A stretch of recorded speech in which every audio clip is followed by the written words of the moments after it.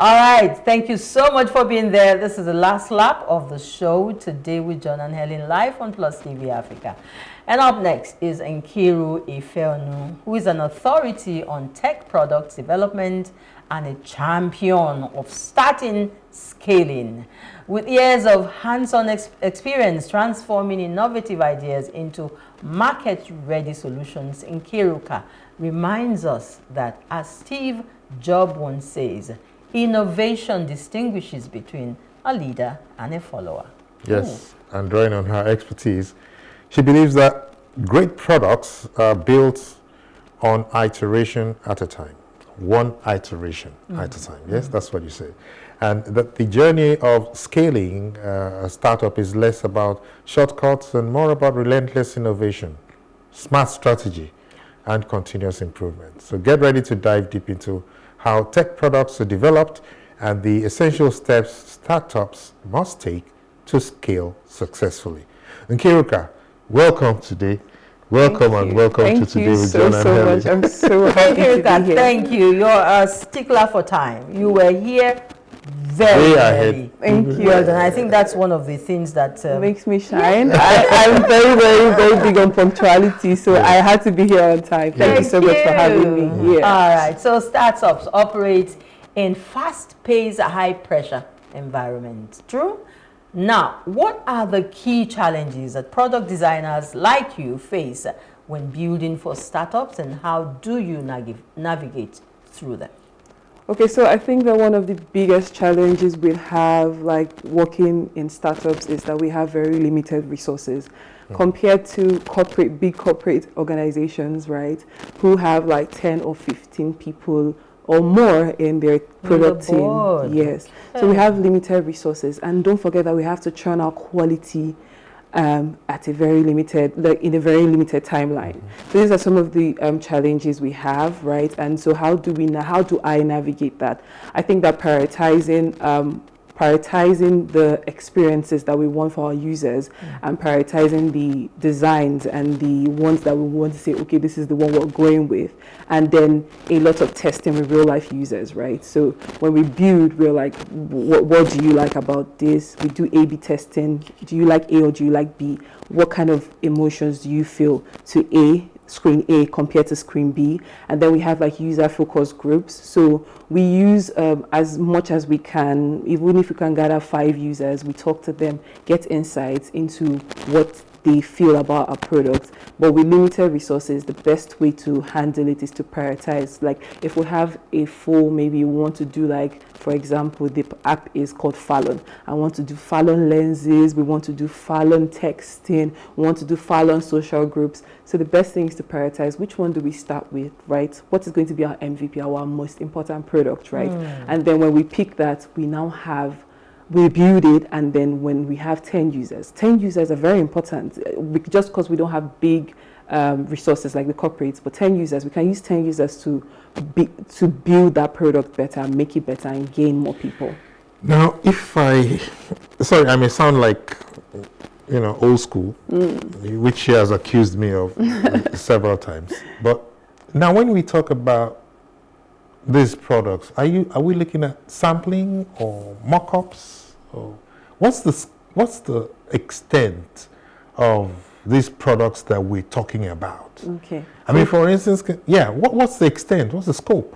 Yeah, so for the products we're talking about right now is basically mobile apps and websites. So web apps, mobile apps, those are the products we're talking about. So that's what we call products now. Yes. So it's not detergents and no. So the products we're talking about, yes. So when you hear UI and UX is user interface and user experience. So user interface is that like child deck, when the button you see, the typography, you see the text, the color.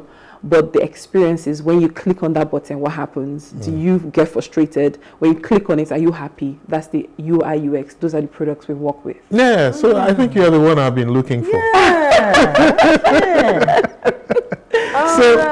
So now you've led design startups, in different environments. Could you just share maybe 1 or 2 projects that you've designed and had measurable impact with, All right, so I think that two products that are worthy of mention is first Jump and Pass. It was one of Techstars 2022, one of the startups. It's an accelerator program, Techstars, and Jump and Pass was one of 10 startups that they actually invested money in because the idea was something innovative, right? The idea was to self-checkout.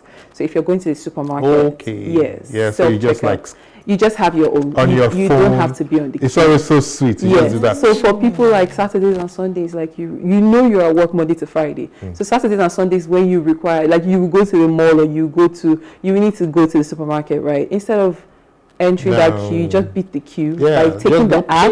Yes, and then you scan is by barcode. So it was one of the most innovative products that I have led and worked at because it was very, very, very, very impactful. Yes.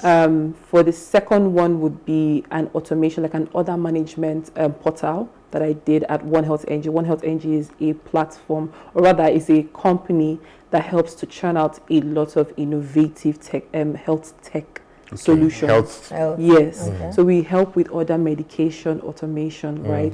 So the idea was that people that want to, like partner pharmacies, we have partner pharmacies like Eloho Pharmacy, right? You're in like Igondo, and we just onboard you. And what we do is that we give you orders. You don't even have to stress. We give you the orders and you fulfill, right? And we collect our cut. Right?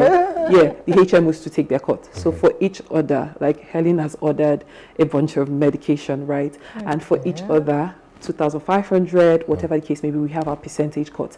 And the HMOs themselves have their, like Avon and Hygeria, we have partners like that, they have their own percentage cut. So where have people like this been all our lives? There you are. And that's because you haven't developed something that will pick them up. Just say, Pip, I need Nkiru on my show next Saturday. Pim, pim, pim, and she picks it up, and I get my cut. Yeah, I will, and I get my cut too.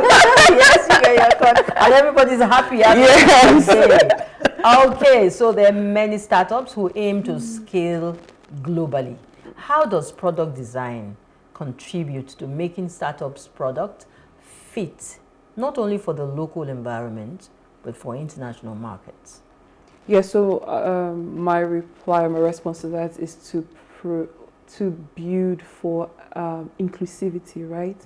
The world is changing and they're building for so many people that a lot of other people like in Nigeria were not building for.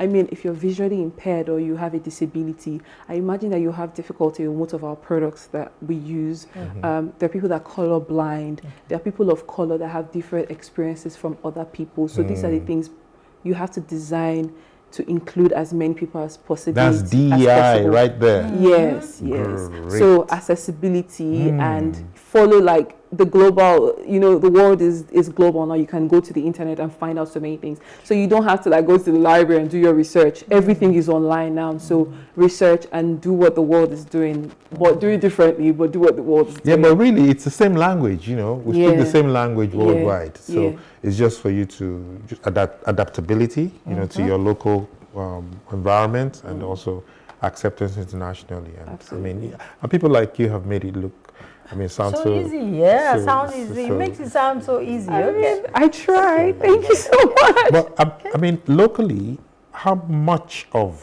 this are we seeing? Like product development, design, and all of that. The Nigerian tech ecosystem is actually more impressive than you would think. We have really big innovators, right? That's why you realize that the world is kind of turning away from, and I don't know if this is problematic, from Indians to Nigerians for tech talent, because there's a lot of tech talent now in Nigeria. The only thing is we are not paid as much as we would like to be paid, right? And because of that, it's not that encouraging. We would rather just like work for clients that understand our value, right? So I think that it's going well. I think that there are many innovative ideas when we have, tech communities, and we talk about innovation and what we can use to solve this problem. So I think the future is really amazing for tech. So are we looking at a Silicon Valley in Nigeria soon? By God's grace. Why not? Why not? And why not, really? Yeah, exactly. Not even only in Nigeria, but the whole of Africa. Yeah. Because I think now the attention is turned to us. the space is so open and opportunities are quite huge. Silicon is tight now. It is very, very tight. Yeah, great. Okay, let me quickly, get you back to why we're here. Startups, how startups can scale, in this environment. Just give us 3 key strategies, or PowerPoints, if I can use that word, how startups can scale. Yeah, so my first one is AI, obviously. Okay. The world is very much AI now. The future, the present is AI. So how do you use AI tools to leverage, how will you leverage AI tools to scale your startup? So I'm in an advisory board for a new AI tool that is still we're just trying to, and they want to just pick my brain and use it. What is it helping to do? And people are doing amazing things with AI now. Literally, you give it an idea, a prompt, and it gives you the design from scratch. So don't let out my secret. And you're able to design it from, just because it has given you the concept already. That's 30% of the work. So why waste that 30%, right? The second thing is personalization.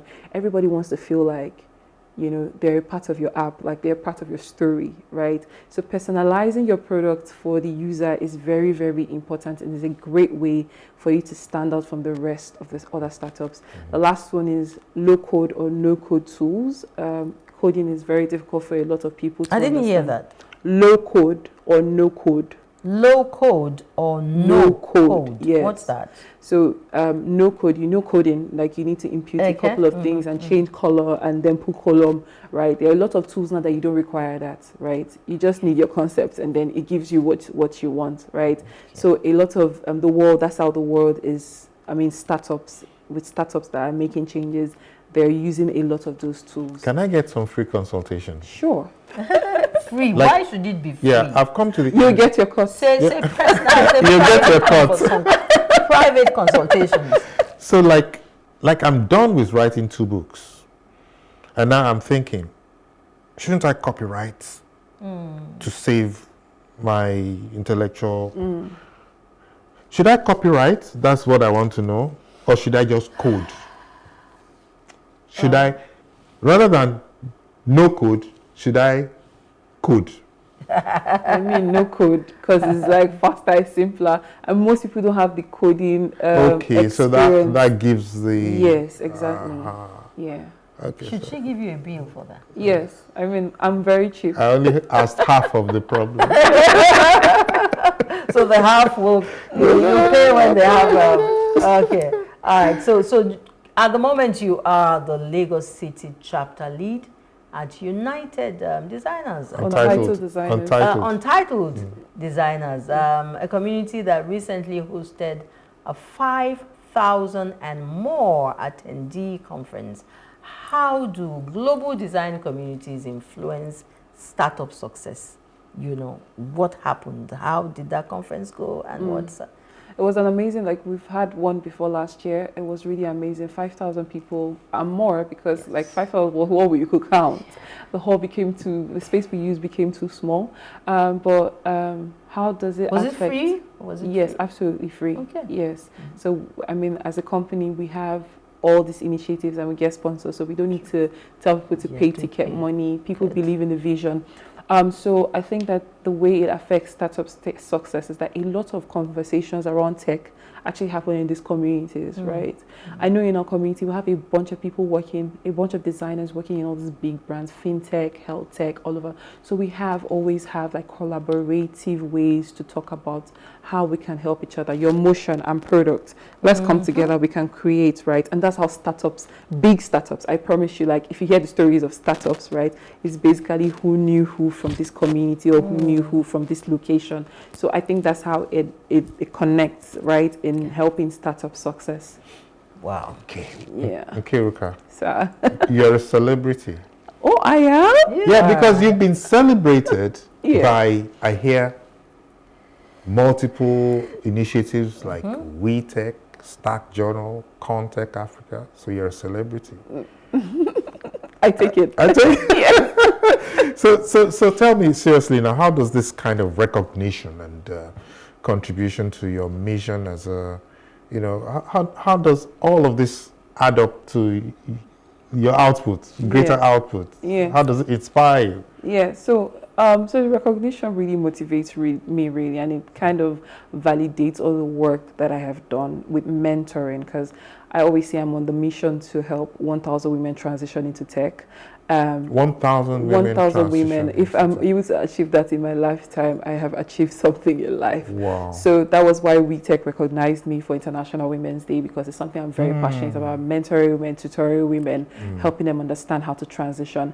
For Contech is a group of tech people that recognized me as member of the month and just helping me, just recognize me in that way. And Stack Journal, my interview with Stack Journal was to talk about being a woman in tech and why there's so many, like in percentage comparison, why we're smaller than the men in the tech space. So all of this just helps me, it makes me want to do more really. Like I want to make more impact. Yes, yes. Okay. Yes. Helen, I Thank hear you, that thank you.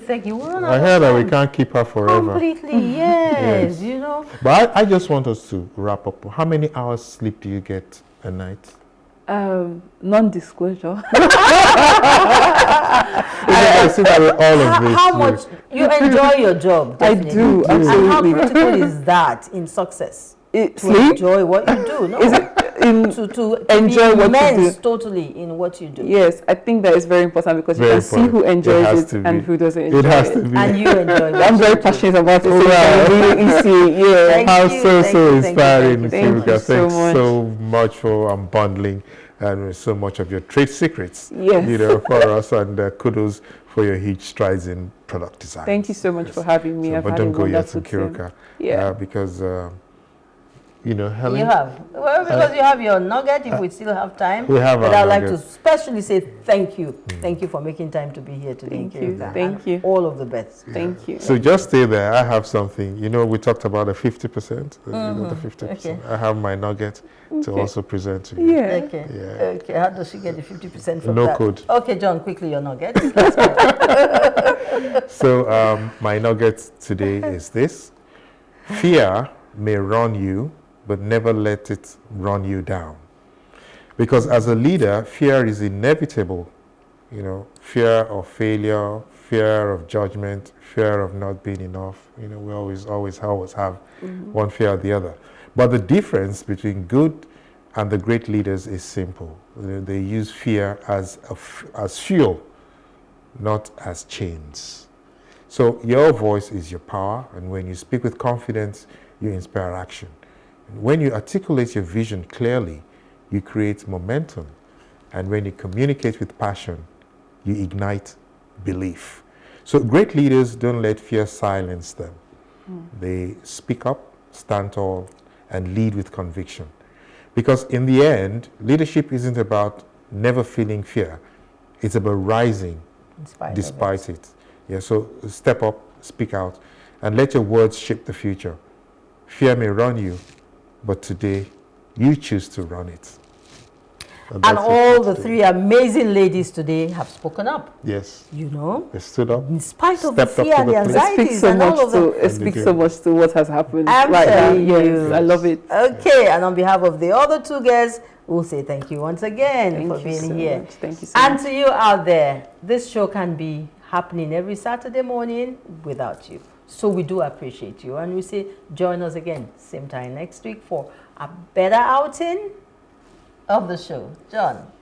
Thank you so much for being with us. I'm John Sanaya, and I'm out.